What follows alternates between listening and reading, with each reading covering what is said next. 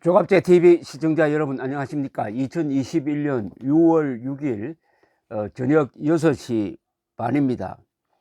헝가리라고 하면은 한국 사람들은 특별히 관심을 가지는 나라입니다. 첫째는 이 헝가리 주민들 구성에서 이 몽골 투르크 인종들이 섞여 있습니다. 이 헝가리란 나라는 마자르라고 합니다. 헝가리는 외국에서 부르는 이름이고 헝가리 사람들은 마자르라고 하는데 마자르는 부족 이름입니다. 이게 기원을 찾아 올라가 보면은 10세기 무렵에 지금 러시아 남쪽의 초원지대에서 살았던 투르크족입니다. 투르크족은 또 몽골족과 매우 비슷합니다. 이 사람들이 대초원이 있는 헝가리로 쳐들어와서 마자르라는 나라를 세우는 겁니다. 그게 한 10세기 무렵인데 그 뒤에 이 사람들이 기독교로 이제 개종을 합니다. 인종적으로 상당히 한국과 비슷하고 말도 그렇습니다. 그런 점에서 특이하고, 그 다음에는 특히 헝가리에 대해서 우리가 애정을 느낀다 그럴까요? 이 연대감을 느끼는 것은 1956년 소련에 저항을 해서 이 사람들이 헝가리 레볼루션이라고 하는, 헝가리 혁명이라고 하는 민중 봉기를 일으켰습니다. 그래서 싸워가지고 한때 공산 정권을 몰아내버린 적도 있습니다. 그러다가 후르시초프가 당시에 소련 공산당 서기장이 소련군을 보내가지고 무자비한 탄압을 했습니다. 그때 기억이 생생합니다. 그때 저는 초등학생이었는데 연일 헝가리 의거가 보도되곤 했습니다. 그래서 많은 사람들이 죽었습니다. 그리고 이 봉기를 주도했던 몇 사람들은 소련으로 그냥 끌려가서 소련에서 처형되고 말았습니다. 그러나 소련도 이 피를 흘리고 싸운 이 헝가리 사람들이 두려웠습니다. 그래서 헝가리에 대해서만은 상당한 자율권을 주었습니다. 그 뒤에 동구 공산권 국가 중에서 가장 많이 먼저 개방을 한 나라가 헝가리입니다. 또 한국과 관계가 있습니다. 이 헝가리가 1988년 서울 올림픽에 참여하겠다는 의사를 가장 먼저 밝힙니다. 그리고 서울 88 올림픽에 성공한 그 여세를 몰아가지고 노태우 정부가 이제 북방 정책을 쓰는데 동구 공산권 국가 중에서 가장 먼저 한국과 수교한 나라가 헝가리입니다. 그러니까 여러 가지로 헝가리와 한국은 특별한 관계가 있다고 할 수가 있는데, 어제 이 헝가리 부다페스트에서 젊은 사람들을 중심으로 반중국 시위가 일어났습니다. 왜 이런 일이 일어났느냐 하면은 이 지금 헝가리 정권을 쥔 빅토르 오르반이라는 사람이 이게 독재화하고 있습니다. 이 문재인 정권과 비슷한데, 그동안 헝가리가 이 개혁 개방에 성공을 해가지고 그 다음에 공산권이 무너진 다음에 상당히 민주화를 많이 일으켰는데 이 빅토르 오르반이라는 사람이 나와가지고 이 친중으로 돌아가고 있어요. 그러면서 국내적으로는 언론 자유와 이 사법의 독립성을 마구 훼손하는 그런 일종의 연성 독재 정책을 쓰고 있습니다. 그런데 상해에 있는 푸단 대학이 부다페스트에 분교를 짓기로 했어요. 근데 분교 짓는 그 자리가 이 헝가리 대학생들의 기숙사 부지로 결정되었던 데인데 거기에 짓는다고 하니까 학생들이 이제 들고 일어났습니다. 들고 일어나면서 노골적인 친중고를 외치고 있습니다. 이런 주장, 이 로이터 통신에 의하면은 이런 주장까지 했다는 겁니다. 중국 봉건 체제에 굴종하는 이 정권을 용서할 수 없다. 중국 독재 정권의 엘리트 대학을 위해서 학생들의 주거권을 희생시키고 있다 라고 공격을 하고, 이 중국의 영향력이 유럽에 들어오는 것을 막아야 한다. 그러니까 중국의 이 유럽에 대한 영향력 확대를 경계하는 그런 생각까지 깔고서 지금 시위를 벌이고 있습니다. 헝가리가 시위를 하면 무섭습니다. 이 헝가리라는 나라는 과거에 큰 제국을 만들었던 나라입니다.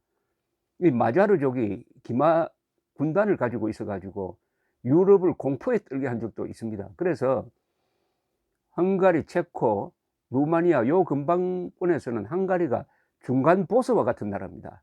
그리고 이 헝가리는 오스트리아와 손을 잡고 오스트리아 헝가리 제국을 운영했던 적도 있고 해 가지고 이 헝가리 사람들의 저항 정신, 헝가리 사람들의 전통적인 군사 강국, 상부 정신, 이걸 상당히 두려워하는데, 이게 중국에 굴종한다, 이 오르반이라는 독재자 때문에 창피하다, 이렇게 들고 일어났는데, 재밌는 것은 여기 부다페스트 시장이 야당인데 이 사람도 이 캠퍼스 짓는데 반대를 하니까 거기에 대한 보복으로 그 캠퍼스 짓는 그 근방에 거리 이름을 반중으로 바꾸겠다는 겁니다. 그래 거리 하나 이름은 중국이 싫어하는 티베트 독립 지도자 달라이 라마로라고 만들고, 또 하나는 중국이 지금 신강 위구르 지역에서 인권 단합하는 것을 고발하기 위해서 위구르 순교자로라고 또 거리 이름을 하나 만들고, 또 하나는 홍콩의 민주투사, 또 천주교 주교로서 지금 중국에서 감옥에 들어가 있는 분들 이름을 붙인 그런 거리 이름을 새로 만들겠다고 이렇게 지금 나서고 있습니다. 지금 이 오르반은 EU에서는 골칫덩어리입니다. 왜냐하면 EU에 가입시켜 놓았더니 이 오르반이 나와가지고 이 중국, 소련, 중국이 이제 러시아죠. 중국과 러시아에 대한 무슨 규탄 성명이 나오면은 그때마다 반대를 하는 거예요. 그래가지고 반대 성명이 지금 성립이 안 됩니다. 그래서 최근에는 이 홍콩에서 중국이 자유를 탄압하는 걸 비판하는 성명을 내려고 그랬더니 오르반이 나와가지고 중국 편에 서가지고 그것을 저지하고 있어요. 이러니까 EU에서 이거 쫓아내야 되는 것 아니냐 하는 이야기까지 나오고 있다고 합니다. 자, 이게 또 한국과 연관 또 됩니다. 한국에서 지금 일어나고 있는 큰 분위기, 감정 중에 하나가 친일 감정은 약해지고 친중 감정이 강해지고 있습니다. 친일 감정이 약해지고 있다는 게 최근에 몇 가지 사례가 있습니다. 후쿠시마 원전 그 이른바 오염물 방류에 대해서 이 정부가 뭘 해보려고 해도 국민들이 따라주질 않습니다.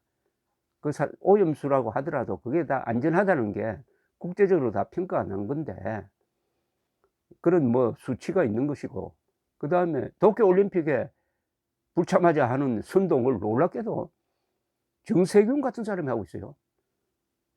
그런데도 따라주지를 않아요. 그러나 지금 중국과 관련된 문제에서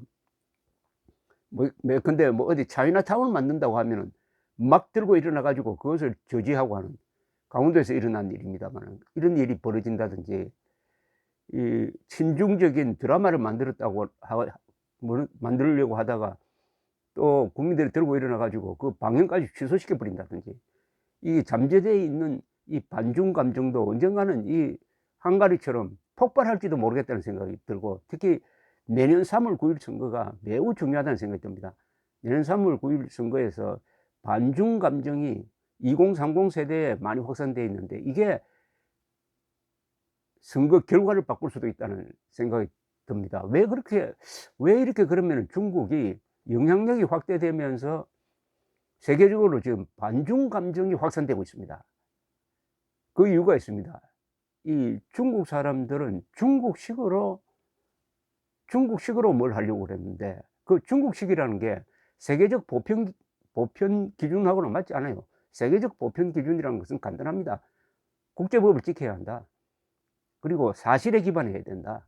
그리고 과학을 인정해야 된다. 그런데 중국은 그런 거 상무시해 버리고 중국식으로 자꾸 밀어붙여야 해요. 그리고 시진핑 등장한 이후에는 특히 내셔널리즘이 강해지고 있습니다.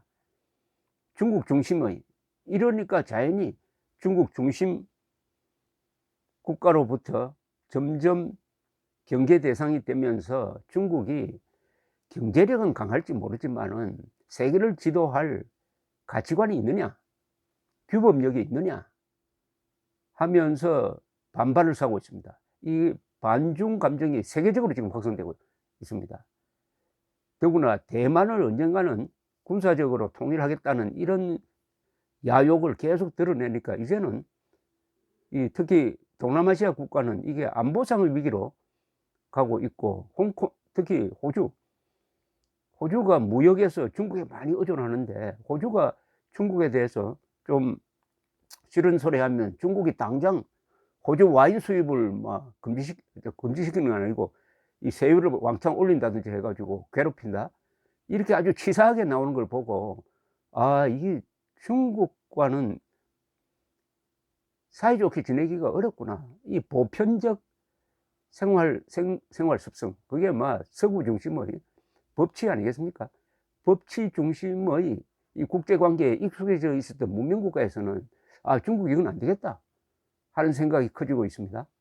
그게 바로 헝가리에서의 반중 시위로 나타났다고 보여집니다.